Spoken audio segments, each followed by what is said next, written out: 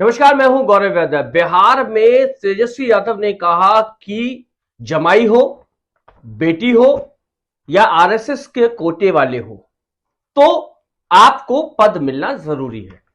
जी हां, उन्होंने यह भी कहा कि नीतीश कुमार को अपनी सरकार में जमाई आयोग खोल देना चाहिए, दामाद आयोग खोल देना चाहिए और रिश्तेदार आयोग खोल देना चाहिए। क्योंकि ये बात इन्होंने क्यों कही? क्योंकि जिस तरीके से पिछले दिनों देखा गया कि चाहे वो चिराग पासवान के बहनोई हो, जितिन राम मांझी के दामाद हो या और अन्य कद्दावर नेताओं के दामाद हो, सभी को पार्टी से कुछ ना कुछ पद दिए गए। अब ये पद उनकी कार्यशैली के आधार पर नहीं दिए गए, उनके कार्य अनुभव के आधार पर नहीं दिए गए। ये पद दिए गए क्योंकि वो किसी ना किसी के रिश्तेदार थे, दामाद थे, बहनोई थे या परिवारवाद था। परिवारवाद का आरोप पहले भी कई बार लगा, लेकिन अब जो चीज सामने आ रही है वो सवाल खड़े कर दिया।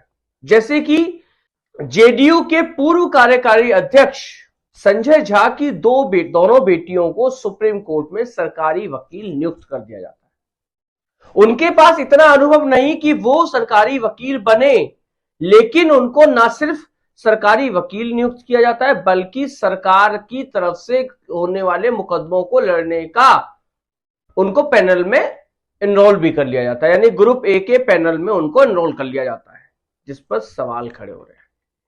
तेजस्वी यादव ने कहा कि दलित, आदिवासी, पिछड़े, अति पिछड़े, अनुसूचित जाति के जो लोग हैं, जिन्होंने मेहनत की और इस मुकाम पर पहुंचे कि उन्हें यह हक मिलना चाहिए था, उनका वो हक काटकर बीजेपी के लोग अपने लोगों को या अपने समर्थक दल के लोगों को साधने पर लगे पड़े, क्योंकि बिहार में चुनाव है। यही कारण है कि नीतीश कुमार ने चिराग पासवान के बहनोई मृणाल पासवान को भी एक पद दे दिया, जितिन राम मांझी के दामाद को भी एक पद दे दिया और अशोक चौधरी के दामाद को भी एक पद दे दिया। यह भी कहा जाता है कि आरएसएस कोटे से आने वाले लोगों को भी पद दिया जा रहा है। उन्होंने सवाल किया कि पहले नीतीश कुमार यह बताएं कि बिहार में आरएसएस का कोटा कितना है। आरएसएस का कोटा समझने वाली चीज यह है, जी हां, राष्ट्रीय स्वयंसेवक संघ का भी कोटा है बिहार सरकार में, उसके भी मंत्री बनते हैं, उसके भी नेता को पद मिलता है, उसके भी लोगों को सेट किया जाता है, उसके भी अधिकारियों को सेट किया जाता है। ये कोटा चल रहा है। दलित, आदिवासी, अति पिछड़ा, पिछड़ा या अनुसूचित जनजाति से आने वाले लोग, चाहे कितने भी टैलेंटेड हो, चाहे कितने भी उन्होंने सालों का एक्सपीरियंस ग्रहण कर रखा हो, लेकिन यदि उनके पास किसी भी तरीके की कोटा नहीं है, जैसे कि आरएसएस कोटा, दामाद कोटा, बहनोई कोटा, तो उन्हें पद नहीं। संजय झा की दोनों बेटियां आद्या झा और सत्या झा को सुप्रीम कोर्ट में सरकारी वकील नियुक्त किया गया। ए ग्रेड में उनको पैनलिस्ट किया गया और सरकार के सभी केसों को लड़ने की उन्हें अनुमति दी गई। सरकार चाहे वो डिस्ट्रिक्ट लेवल पे हो या डिस्ट्रिक्ट लेवल से लेकर सेंट्रल यानी सुप्रीम कोर्ट तक सभी जगह केस लड़ती है। और ऐसे में संजय झा की दोनों बेटियां जो कि वकालत कर चुकी थी, जिनके पास अभी बहुत ज्यादा अनुभव नहीं है, उन्हें सरकारी वकील नियुक्त किया गया सुप्रीम कोर्ट में।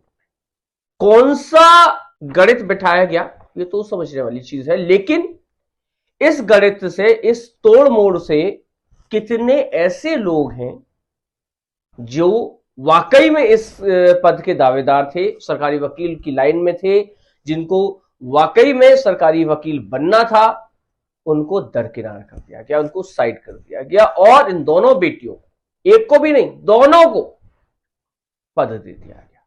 तो क्या बिहार में, क्योंकि बिहार का चुनाव आ रहा है और सरकार, केंद्र सरकार किसी भी तरीके से बिहार की सीटों को या बिहार के कद्दावर नेताओं को नाराज नहीं करना चाहती, तो क्या यही कारण है कि अब परिवारवाद का आरोप लगाने वाले खुद ही परिवार को पोषित करने लगे हैं, परिवार के लोगों को खुश करने पे लगे हुए हैं, चाहे फिर वो चिराग पासवान के बहनोई हो, जितिन राम मांझी के दामाद हो, अशोक चौधरी के दामाद हो या संजय झा की बेटियां हो।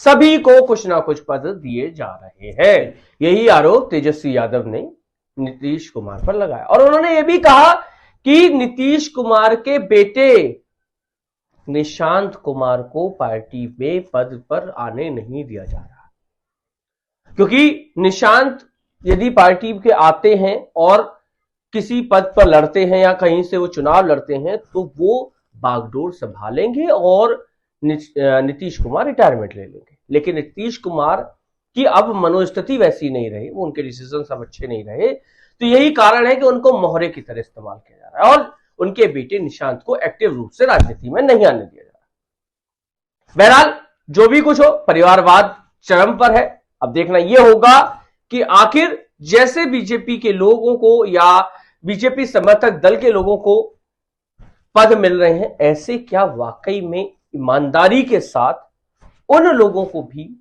पद दिए जाएंगे जो उसके वाकई में हकदार हो, चाहे वो सरकारी नौकरियों में हो, चाहे वो कोर्ट में हो, चाहे वो राजनीति में हो या कहीं भी। इस सब पर निगाह बनाकर रखेंगे। तब तक मेरे साथ रहिए। नमस्कार।